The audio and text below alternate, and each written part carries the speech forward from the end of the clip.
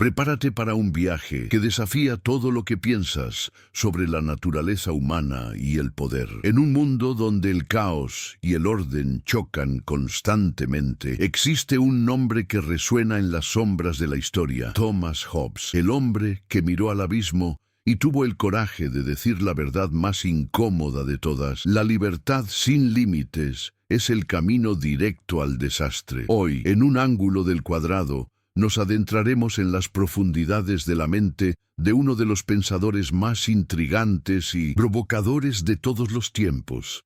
Entre guerra política y un monstruo llamado Leviatán, esta historia no es solo sobre filosofía, sino sobre lo que nos hace humanos y cómo, muchas veces, el mayor miedo es el que no queremos enfrentar. Abróchate el cinturón, porque lo que sigue desafiará la forma en que ves el mundo. El mundo en el que nació Thomas Hobbes estaba al borde del colapso. Era el año 1588 y Inglaterra temblaba ante la amenaza de la Armada Española. Su madre, dice la leyenda, entró en trabajo de parto prematuro al escuchar que los barcos enemigos se acercaban. El miedo y yo nacimos gemelos, escribiría él años después. Y no fue una metáfora por casualidad. Desde el primer suspiro, el miedo fue el compañero inseparable de Hobbes, moldeando no solo su temperamento, sino todo el edificio intelectual que erigiría a lo largo de su vida. El miedo al caos, a la guerra, al colapso del orden, el miedo al hombre, porque para Hobbes el ser humano no era un animal, naturalmente, bueno, corrompido por la sociedad. Todo lo contrario. Era un lobo entre lobos y solo una fuerza mayor, incuestionable, podría mantener sus garras guardadas. Así comienza la trayectoria de un pensador que se atrevió a mirar la oscuridad a los ojos y no apartar el rostro. Hobbes creció en una Inglaterra dividida entre reyes y parlamentos, entre fe y razón, entre el viejo mundo medieval y los vientos modernos que soplaban desde el continente. Desde joven mostró una voracidad por el conocimiento. Estudió en Oxford, sumergiéndose en los clásicos, en los griegos y latinos, como quien busca una clave para descifrar el alma humana. Pero no se conformó con la repetición de los antiguos. En él había una inquietud, una necesidad casi física de entender el mundo con sus propios ojos. Mientras muchos aún veían la política como arte divina o un despliegue de derechos naturales, Hobbes comenzaba a sospechar que todo eso era una bella ilusión, que detrás de las coronas y oraciones solo había cuerpos en movimiento, pasiones en choque, voluntades en disputa. Un teatro, sí, pero sin guión dado por Dios. La realidad era más cruda, un campo de batalla donde el instinto de supervivencia dictaba las reglas. El pensamiento de Hobbes tomó forma en tiempos turbulentos. La guerra civil inglesa explotó como un rayo desgarrando el cielo. Y él, observador atento del colapso político, vio en las calles ensangrentadas la confirmación de su teoría. Cuando no hay un poder supremo que imponga orden, el hombre revela su verdadera naturaleza.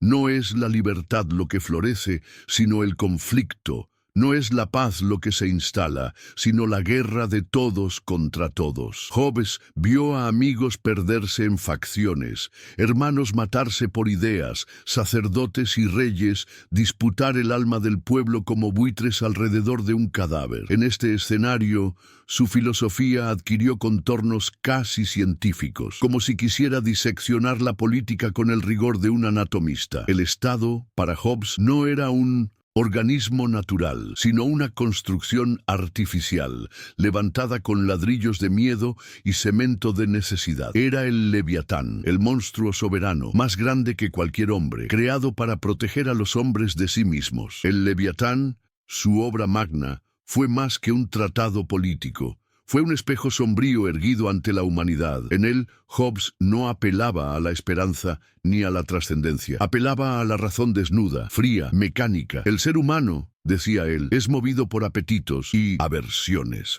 como engranajes de una máquina compleja. Amor, justicia, piedad. Todo eso puede traducirse en movimiento, en deseo, en cálculo de ventajas. No hay alma inmortal que pese los actos, solo carne y miedo. Y en este mundo sin garantías, sin cielo prometido, solo queda una opción racional: entregar parte de la libertad a un soberano absoluto que garantice seguridad. Esa era la única manera de escapar del estado natural, donde la vida, en la fórmula inmortal de Hobbes, es solitaria, pobre, sórdida, brutal y corta. Él no pedía que lo amaran, sino que lo entendieran. El Leviatán no es un tirano por placer, sino un pacto de supervivencia. Pero, ¿cómo confiar tanto poder a uno solo? ¿Cómo evitar que este Leviatán se convierta en el mismo monstruo que debería contener? Hobbes anticipa la pregunta y la responde con la serenidad de quien ha visto lo peor. Cualquier tiranía es mejor que el caos, diría él con otras palabras. Para él, el terror de un gobernante absoluto no se compara con el terror del vacío político, donde cada mañana puede surgir un nuevo señor de la punta de una espada. La autoridad del soberano no emana de Dios, sino del pacto racional entre hombres que, deseando vivir, renuncian a herirse unos a otros. Un contrato social, no escrito en tablas sagradas, sino en cálculos fríos de preservación. Y si el soberano es cruel, mejor así, porque al menos será predecible. Lo peor es la multitud libre, volátil y hambrienta, movida por pasiones momentáneas. La libertad, sin frenos, es solo otra forma de guerra. Hobbes sabía que sus ideas causarían choque, pero para él el mayor escándalo era fingir que la naturaleza humana era noble cuando era hambrienta. No faltaron detractores. Para los idealistas, Hobbes era un cínico. Para los religiosos, un hereje. Muchos lo acusaron de querer justificar la tiranía, de borrar la chispa divina del ser humano, de reducir el alma a un conjunto de reacciones químicas. Pero Hobbes no buscaba consuelo, buscaba coherencia. Su filosofía no era una oda a la desesperación, sino un intento de construir estabilidad en un mundo en ruinas. Para él, el verdadero peligro no era la sumisión al poder, sino la ilusión de que el poder podía ser dispensado. Las utopías, decía, son peligrosas porque ignoran los límites de la naturaleza humana. Soñar con la libertad absoluta es como desear el fuego sin la quemadura. Por eso,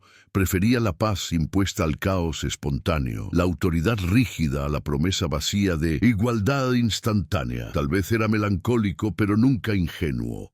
En el fondo creía que el hombre solo puede salvarse cuando reconoce al monstruo dentro de sí mismo y lo encadena. Con el tiempo, Hobbes se convirtió en una figura rodeada de sombras y respeto.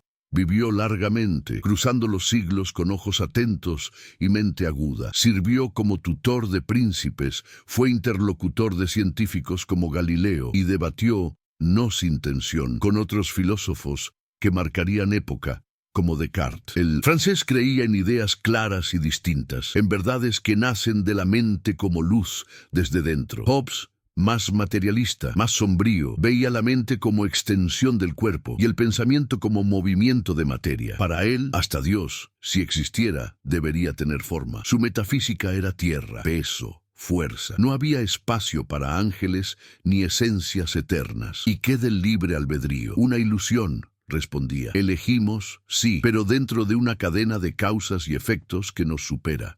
La libertad hobbesiana no es absoluta, es solo la ausencia de impedimentos. Somos ríos dentro de cauces estrechos, y el Leviatán es el muro que impide que todo se desborde. Y así, Hobbes envejeció bajo la mirada desconfiada de una Inglaterra que a veces lo temía, otras veces lo ignoraba. Escribió hasta sus últimos años, incluso traduciendo a Homero al inglés con más de 80 años, como quien busca en la poesía antigua un eco de las verdades eternas que los hombres modernos insisten en olvidar. No era amado, pero sí leído. No era seguido, pero sí temido. Su imagen pública oscilaba entre la del pensador peligroso y la del viejo solitario rodeado de manuscritos. Sin embargo, él lo sabía. Las ideas son semillas de hierro. Pueden ser enterradas, sofocadas, quemadas, pero resisten. Hobbes sembró una semilla en el corazón de la modernidad. La noción de que el Estado no es sagrado sino necesario, que el orden no es un derecho, sino una conquista frágil, y que el mayor error de la humanidad es creer que puede vivir sin ataduras, cuando su propia naturaleza clama por límites. Mientras otros predicaban virtudes, Hobbes ofrecía espejos oscuros, sí, pero en ellos tal vez nos veríamos con más verdad. La muerte de Hobbes, en 1679, fue silenciosa, pero su filosofía siguió retumbando como un trueno invisible en la mente de quienes lo siguieron. Filósofos como Locke y Rousseau, con sus utopías sociales, se verían obligados a dialogar con el Leviatán, no siempre en concordancia, pero siempre en respuesta. Hobbes se convirtió, entonces, en una sombra sobre las corrientes de pensamiento político. No ofreció respuestas definitivas, sino preguntas punzantes sobre lo que significa vivir en sociedad, sobre los costos de la libertad y los precios del orden. ¿Qué se debe sacrificar por seguridad? ¿Hasta dónde debemos ceder para evitar el colapso? En un mundo donde la política y el poder se transforman constantemente,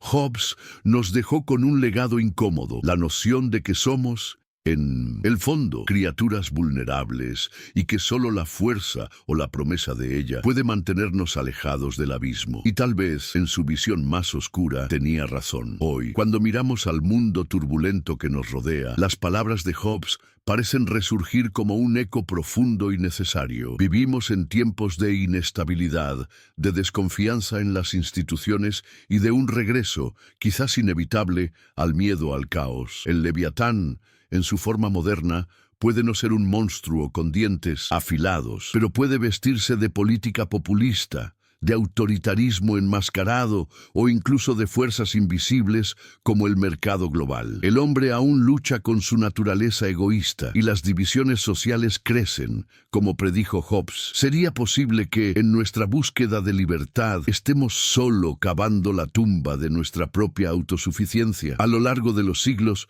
sus ideas nos han desafiado a mirar al abismo de nuestra propia humanidad. Y quizás ese sea el mayor legado de Thomas Hobbes. No ofrecernos consuelo, sino obligarnos a mirar la verdad de frente. Y ahora, con la mente agitada por todo lo que acabamos de explorar, ¿qué opinas de las ideas de Hobbes? ¿Crees que tenía razón sobre el miedo que habita en todos nosotros y el precio del orden? Queremos saber tu opinión. Deja tus pensamientos en los comentarios abajo y comparte con nosotros lo que más te impactó. Y si aún no te has suscrito, no pierdas ningún ángulo único sobre la filosofía y el mundo que nos rodea. Suscríbete a Un Ángulo del Cuadrado y continúa con nosotros en este viaje de cuestionamientos profundos.